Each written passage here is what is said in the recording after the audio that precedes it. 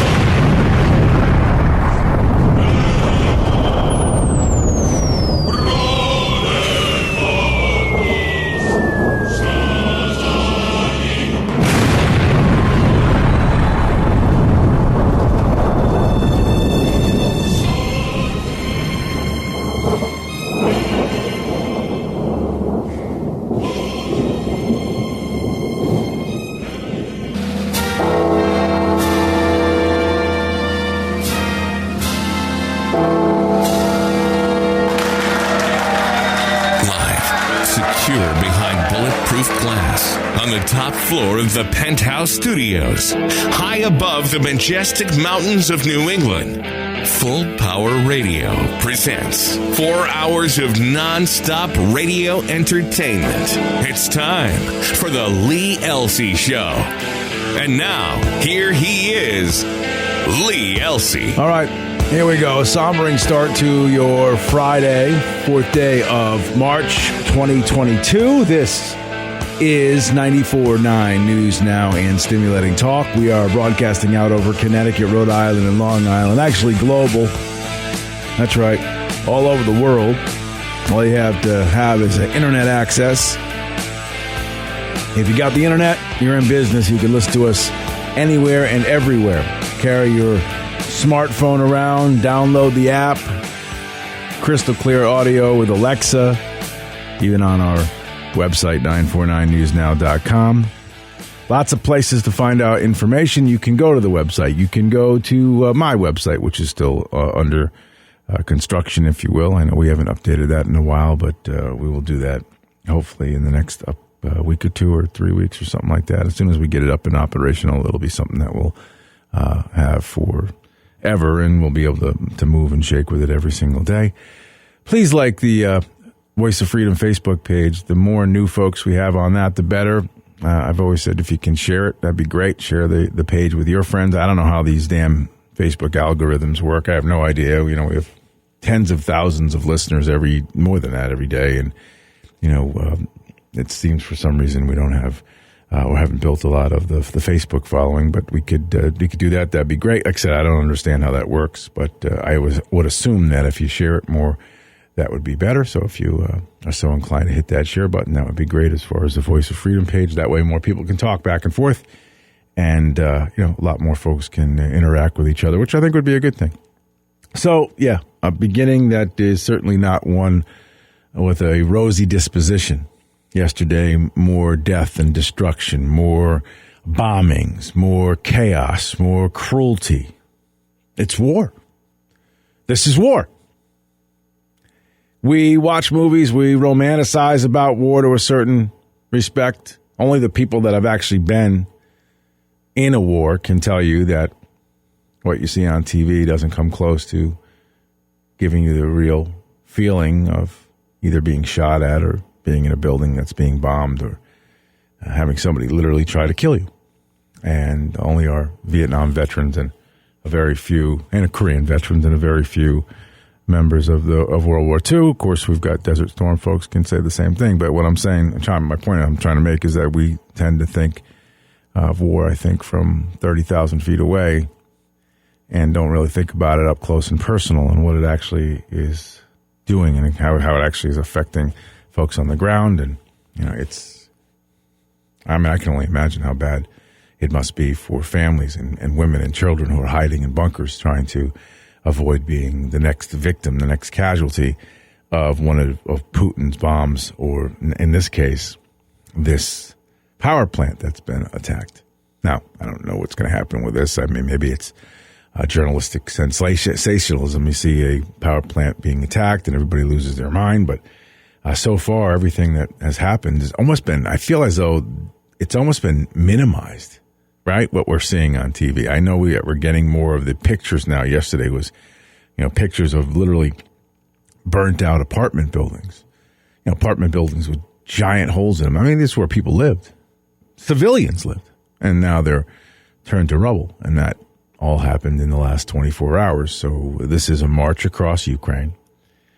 This is Vladimir Putin, who is trying to reestablish the old Soviet Union. That is, if you can't see that now, then I'm not really sure what you're looking at. So the question then begs itself is, what do we do? And how does this end?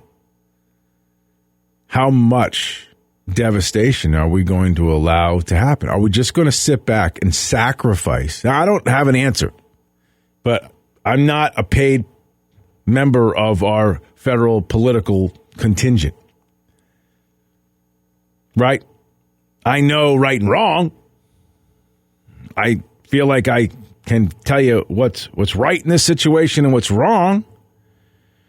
But I guess the choice as of right now has been made by everybody. Think about this. The choice has been made by everybody. We're just going to sacrifice Ukraine. Because here's the easiest option for the world is to sacrifice the people of Ukraine and hope that Putin stops at their border. I mean, that's the easy solution. I mean, not the solution, but that's the easy equation. I mean, that's the way it's got to be being figured right now. Right? We'll hammer him with sanctions for a while. The surprise is that the Ukrainians are fighting back as ferociously as they are. I don't think people probably saw that. I think maybe the rest of the world in maybe their war games or their scenarios thought, well, the Ukrainians will push back a little bit. They've got a rather large army, but not that big, and eventually they'll be overrun and lay down their arms, surrender. Vladimir will engulf Ukraine, and that'll be it.